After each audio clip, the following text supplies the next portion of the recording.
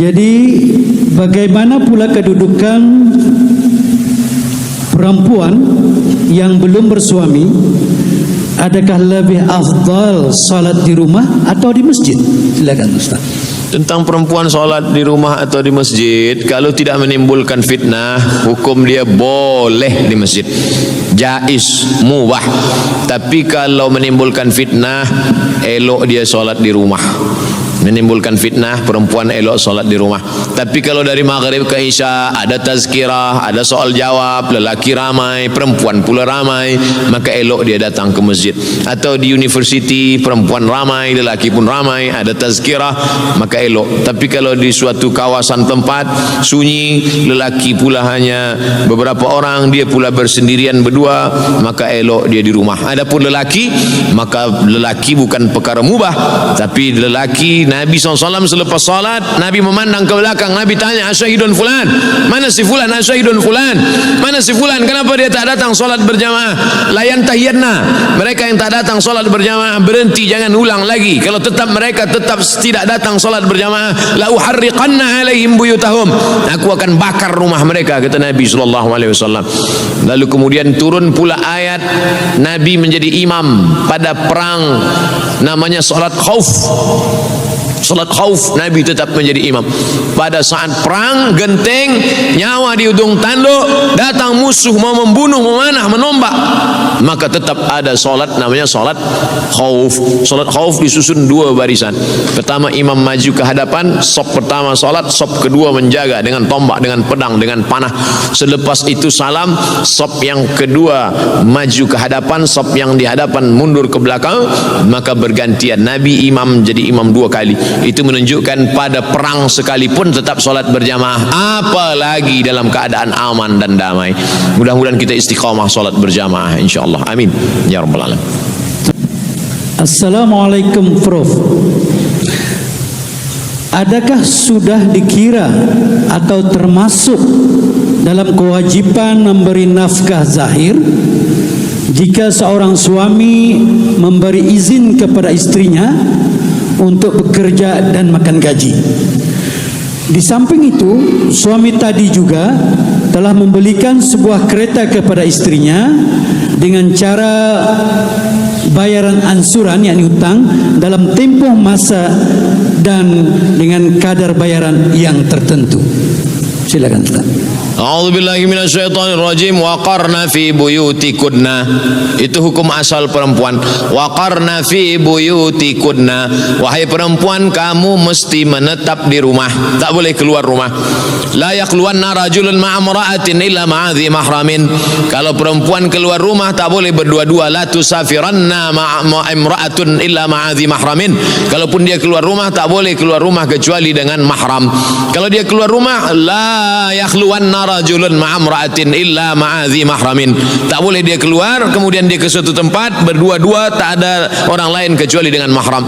Ini semua untuk menjaga martabat, harkat, kehormatan, kemuliaan perempuan. Karena Islam ini datang menjaga akal, menjaga diri, menjaga kehormatan, hifzul mal, hifzul aql, hifzul arad, hifzul nafs, hifzul, ini semua menjaga, termasuklah menjaga perempuan. Bolehkah perempuan bekerja? Dijawab oleh Syekh Atiyah Saqar dalam kitab Fatwa Al-Azhar, Fatwa Al-Azhar. Hadis pertama, ada seorang perempuan namanya Asma binti Abi Bakar. Asma mencari makanan unta, makanan kambing. Dia junjung di atas kepala dia rumput-rumput untuk makanan. Keluar rumah, Nabi SAW melihat. Manakala Nabi melihat, Nabi membawakannya dan mengantarnya balik ke rumah. Nabi tidak melarang. Itulah dalil perempuan boleh bekerja, beraktiviti, karena Asma tadi tak dilarang Nabi. Seandainya Nabi melarang, kata Nabi, hai Asma, engkau sudah, maka perbuatan itu haram. Tapi kerana aman, tidak ada lelaki yang jahat, perbuatannya pula mencari makanan untuk ternak, hewan, maka perbuatan itu boleh. Dari situlah ulama mengambil dalil perempuan boleh beraktiviti di luar rumah, bekerja dengan syarat-syarat yang ketat supaya tidak terjadi perbuatan-perbuatan maksiat yang dilarang Allah Subhanahu wa taala. Dua, Rasulullah pada masa pemerintahan Sayyidina Ali Umar bin Khattab, maka di Suqul Islam di Madinah itu ada Suqul Yahudi, punya orang Yahudi, ada Suqul Islam, pasar yang dibuat oleh Nabi Muhammad sallallahu alaihi wasallam. Ada wilayah hisbah, polis wilayah hisbah yang khas menengok siapa yang mencampur sukatan timbangan, siapa yang curang dalam sukatan timbangan. Karena Nabi sendiri datang ke pasar untuk memeriksa. Kata Nabi, "Mahadha ya sahibat ta'am." Hei penjual makanan, kenapa makanan di dalam ni basah? Asabahul matar, kena hujan ya Rasulullah. Wailul lil mutaffifin, celaka orang yang memainkan sukatan timbangan. Idza talu anan nas yastawfun, kalau dia menimbang, dia membeli, dia minta penuh. Tapi kalau dia yang menimbang, dia menyukat, dia curang. Man ghasyana falaysa minna, siapa yang curang bukan golongan kami, bukan golongan Nabi Muhammad sallallahu alaihi wasallam. Maka yang menjadi pengetua polis wilayah hisbah masa itu namanya Ummu Syifa. Ummu Syifa itu lelaki apa perempuan? Ummu Syifa, takkan Ummu Syifa berkumis? Ummu Syifa perempuan. Itulah dalil perempuan boleh beraktiviti, tapi dengan syarat yang ketat. Syarat yang pertama, la tabarrujna tabarrujal jahiliyatil ula, tidak bersolek-solek jahiliyah. Syarat yang kedua, la yakhluwanna rajulun ma'amra'atin, tak boleh berdua-duaan dengan lelaki yang tak mahram. Syarat yang ketiga, tak boleh dia musafir dengan lelaki yang tak mahram. Syarat yang keempat, hendaklah dengan izin walinya. Kalau suami ada, maka izin suaminya. Syarat yang kelima, la yadribna bi arjulihinna, dia tak pukulkan kakinya ke lantai. Perempuan tak boleh memukulkan kakinya kuat ke lantai, sementara di kaki itu dipasangnya gelang kaki, sehingga kalau dia berjalan kerincing, membuat lelaki memandang, keluar biji mata lelaki menengok gelang kaki. Ini semua adalah Islam datang untuk menjaga manusia. Islam bukan cuma berzikir, Islam bukan cuma salat, tapi Islam menjaga kehormatan, kemuliaan perempuan.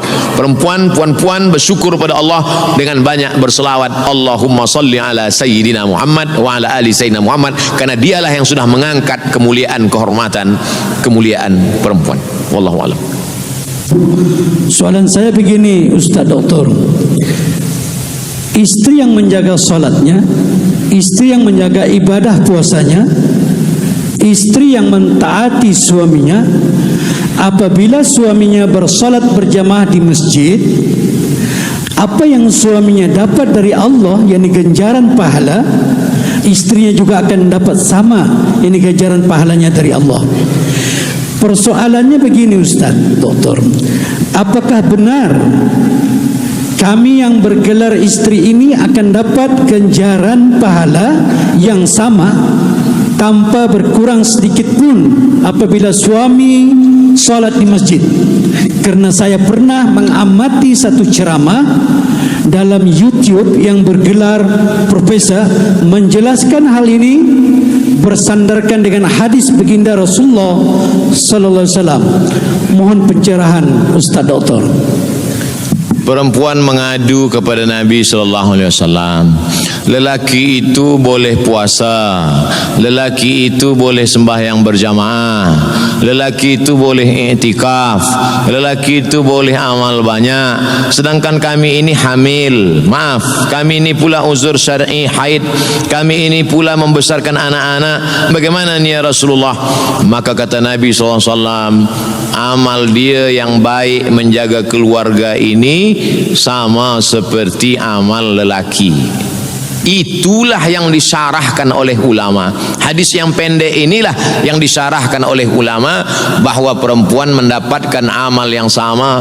Man ala thalatha banatin, siapa yang membesarkan, memandikan, menyuapkan, menjaga anak 3 perempuan, fa'addabahunna, dia didik dengan baik-baik, diajarkan cara makan, diajarkan cara pakaian, kanan dulu, buka kiri dulu, diajarkan cara doa, masuk kaki kiri, keluar kaki kanan. Wa ahsana ilaihi wa zawwajahunna, dia nikahkan dengan orang baik-baik. Wa ahsana ilaihinna, dia buat baik sampai mati, falahul jannah, maka surgalah baginya. Lalu kemudian ketika dia mengandung, maaf, melahirkan anak 9 bulan 10 hari, meregang nyawa, mati dia, matinya mati syahid. 9 bulan 10 hari meregang nyawa, mengandungkan anak, menyusukan, bernilai ibadah, bernilai ibadah, mendapatkan pahala ibadah. Maka perempuan-perempuan yang maaf hamil, jangan malu. ini awak anak yang keberapa? Yang ketujuh. Apa ni tahun hamil? Ibadah. Ada ibadah putus. Salat selepas mati putus. Baca Quran selepas mati putus. Idza matal insan, kalau manusia mati, hadis riwayat Muslim, inqata'ah, putus. Tapi ada yang tak putus. Mana dia? Waladun salihun, anak yang soleh yang terjaga di tengah malam berkata, Rabbighfirli wali walidayya warhamhuma kama rabbayani shaghira. Husnu taba'ulil mar'ati li zawjiha, husnu taba'ulil mar'ati li zawjiha, perempuan yang baik menjaga keluarganya, kehormatan suaminya, maka dia sama mendapatkan pahala kebaikan-kebaikan. Beruntung bertuah. Mudah-mudahan tuan puan senantiasa menjaga ini sehingga Allah Ta'ala melimpahkan rahmat, maghfirah, ridha dan kebaikan-kebaikan. Amin ya rabbal alamin. Dari hamba Allah, saya pernah mendengar satu ceramah agama, betulkah tidak atau benarkah tidak suami salat berjamaah di rumah bersama istrinya, anak-anaknya, nilai pahalanya cuma dapat satu. Suami dapat satu, istri dapat pahala satu, anak-anak pun dapat pahala satu. Dibandingkan suami salat berjamaah di masjid dapat pahala 27. Mohon pencerahan Ustaz Doktor. Qul, katakan ya Muhammad, in kuntum tuhibbun Allah, kalau kamu memang cinta kepada Allah, fattabi'uni, ikuti aku. Satu-satunya jalan keselamatan, fattabi'uni, ikuti aku Muhammad sallallahu alaihi wasallam. Hadisnya, alaikum bisunnati, ikuti sunnahku, wa sunnatil khulafa'ir rasyidin al-mahdiyyin min ba'di, sunnah khulafa' rasyidin sesudahku, Abu Bakar, Umar, Uthman wa Ali, ma'an kulli sahabati Rasulillah ajma'in. Addu 'alaiha bin nawajiz, gigit pakai gigi geraham. Meninggal Nabi Muhammad sallallahu alaihi wasallam, Abu Bakar jadi imam. Meninggal Abu Bakar, Umar jadi imam. Umar meninggal, Ali jadi imam. Ali meninggal, Uthman jadi imam. Di mana mereka salat berjamaah? Di masjid. Tapi saya pernah melihat hadis Nabi salat berjamaah di masjid, di rumah. Betul? Sahih. Nabi salat malam. Allahu Akbar. Makmumnya siapa? Anas bin Malik. Anas bin Malik diserahkan ibunya bernama Ummu Sulaim. Umur dia 10 tahun. Anas bin Malik membawakan terompah selipar, membawakan air wuduk, membawakan kain Nabi, serumah dengan Nabi. Solat dia di belakang, di samping Nabi. Solat pula istri Nabi di belakang. Itu menunjukkan Nabi pernah solat berjamaah di bilik di rumah, tapi solat bukan solat wajib. Adapun solat fardu, maka lelaki suami solat ke masjid. Suami yang solat ke masjid, suami yang soleh. Suami yang solat di rumah, suami solihah. Puan ingin solat di rumah berjamaah dengan anak yang belum baligh, boleh. Anak belum baligh jadi imam, dia sudah berkhitan. Hadis Sahih Bukhari tentang imam umur 7 tahun. Imam kecil. Tapi masa itu mereka sudah berkhitan, sudah tak ada lagi najis. Dibacaannya pula baik, tajwidnya idgham, ikhfa, qalqalah, gunnah bila gunnah, baik. Sampai-sampai maaf beribu maaf, rupanya imam yang kecil tadi bila dia rukuk terbuka bajunya di belakang. Lalu kemudian kata sahabat di belakang, tak adakah kain untuk menutup bagian belakang imam kita ini? Budak kecil. Memang dia kecil, tapi hafalan dia banyak. Yang dia kecil, hafazan Quran dia banyak. Oleh sebab itu maka puan yang di rumah boleh solat bersama anak, atau sesama perempuan solat berjamaah perempuan di rumah. Bagaimana kalau kami yang perempuan ingin ke masjid? Ada yang mengatakan perempuan solat di rumah, sebab perempuan yang solat di dalam kamar bilik lebih baik lagi, di dalam rumah lebih baik lagi, di dalam kamar bilik kecil lebih baik lagi. Semakin kecil semakin terpelihara lebih baik. Hadisnya sahih. Tapi tengok juga hadis yang lain. Nabi kalau meluruskan kata saf, kata Nabi, sebaik-baik saf lelaki di depan, sebaik-baik saf perempuan di belakang. Cuba tengok, khairu sufufir rijal, sebaik-baik saf lelaki di depan, sebaik-baik saf perempuan di belakang. Apa makna cakap Nabi? Saf lelaki di depan, saf perempuan di belakang. Maknanya ada perempuan di belakang. Kalau tak ada perempuan di belakang, pasti kata Nabi, sebaik-baik saf lelaki di depan, yang perempuan pergi balik. Makanya sampai hari ini pintu masuk Masjid Nabawi Babus Salam, keluar dan masuk dari Babus Salam, keluar Babul Baqi. Di belakang Babul Baqi Babu Jibril, di belakang Babu Jibril Babun Nisa. Babun Nisa ini bukan sekarang, Babun Nisa sudah ada masa zaman Umar bin Khattab. Zaman Umar bin Khattab, bila ada lelaki masuk dari Babun Nisa, ditangkap, dicambuk, sebab dia sudah ikhtilat, bercampur dengan perempuan. Maknanya apa? Ada perempuan solat tapi tetap menjaga menutup aurat, tidak tabarruj, la tabarrujna tabarrujal jahiliyatil ula, tidak bersuara dengan suara. Kadang di beberapa masjid tempat perempuan ini ditutup dengan kain, tutup, perempuan tak nampak, tapi suara dia kedengar.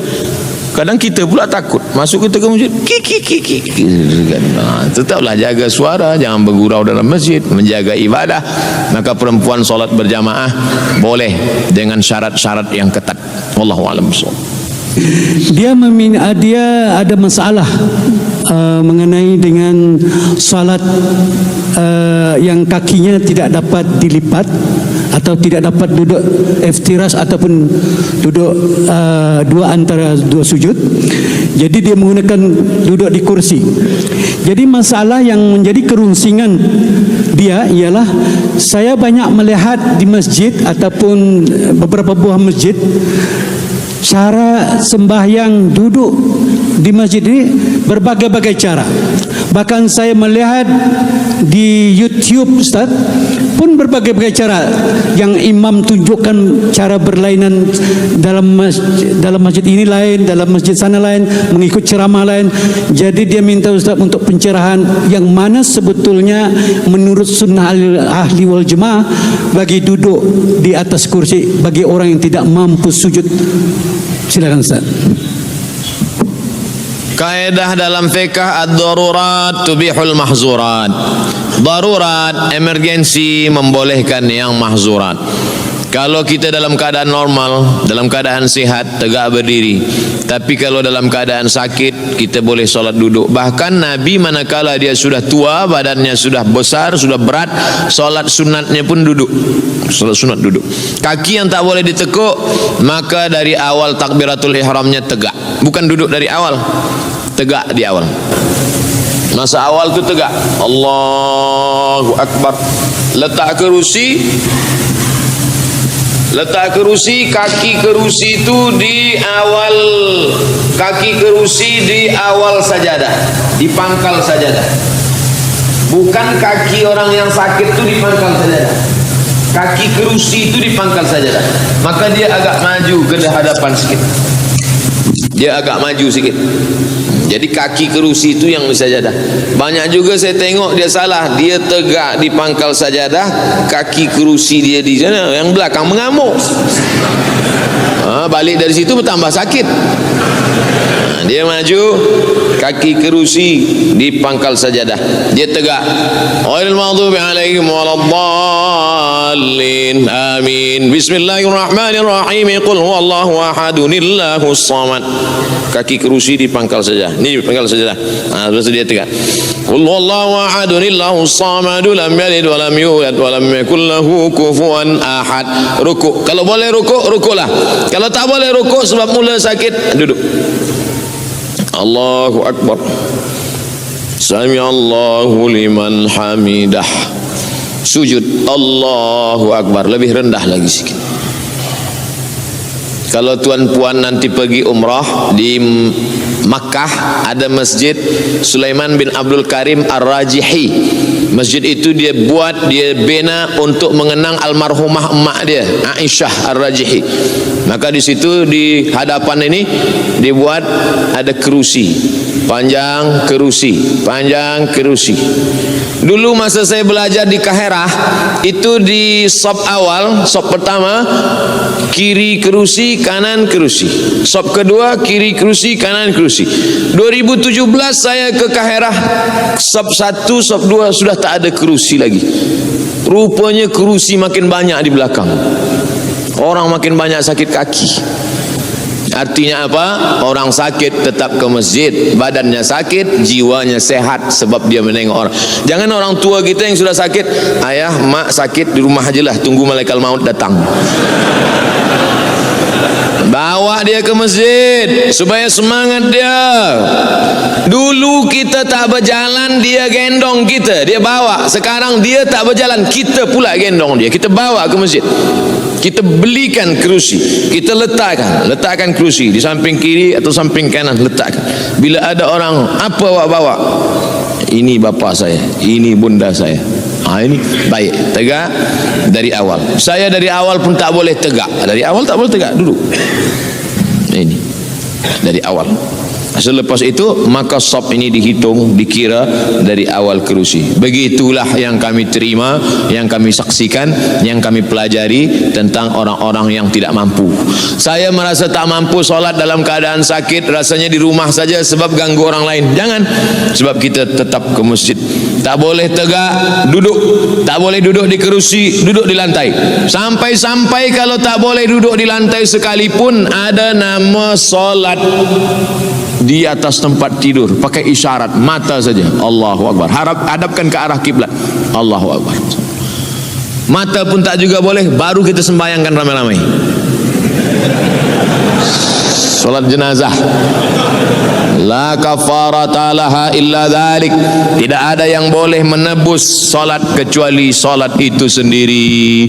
Saudara mara kita yang sedang berada di hospital tak boleh salat kerana doktor berkata jangan kena air, sebab bila dia kena air dia akan sakit tulang, dia akan sakit, dia akan demam. Fa illam tajidu ma'an fatayammamu sa'idan thayyiba. Kalau ada yang sakit atau darurat atau tiada air, maka tayammum. Orang sakit bukan kita bawakan limau. Orang sakit dibawakan limau. Yang makan orang sehat. Kita bawakan tanah untuk tayamum. Dia tak boleh bertayamum, ditayamumkan. Itulah maka anak-anak kita yang kita ajarkan tayamum. Tuan lelaki tak boleh tayamum. Takkan isteri mentayamumkan? Dalam mazhab Syafi'i batal. Siapa yang mentayamumkan? Kita lelaki. Anak kita mentayamumkan. Ayah ditayamum, dia pukulkan, disapukan ke muka, pukulkan ke tangan, buka cincin, buka jam sampai ke siku, pukulkan, tepukkan, hembus ke wajah sekali saja, pukulkan lagi, hembuskan ke tangan, debu 3, 1, 2, 3, ini bagian bawah hingga ke siku, buka sampai bawah, ini bawa sampai ke siku, sekali saja, satu sembahyang, satu tayamum. Tidak ada alasan meninggalkan salat walau apapun. Man taraka salata muta'ammidan, sesiapa yang meninggalkan sembahyang secara sengaja, faqad kafara jihara, maka kafirlah dia secara nyata. Mudah-mudahan kita termasuk istiqamah sampai akhir hayat insyaallah. Amin ya rabbal alamin. Wallah.